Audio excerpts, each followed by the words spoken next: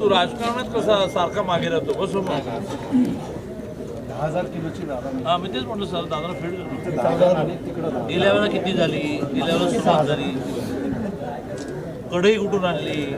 नागपूर त्याने मला सगळं सांगितलं आपण मूळ अयोध्येसाठी पण मूळ अयोध्येसाठी खरेदी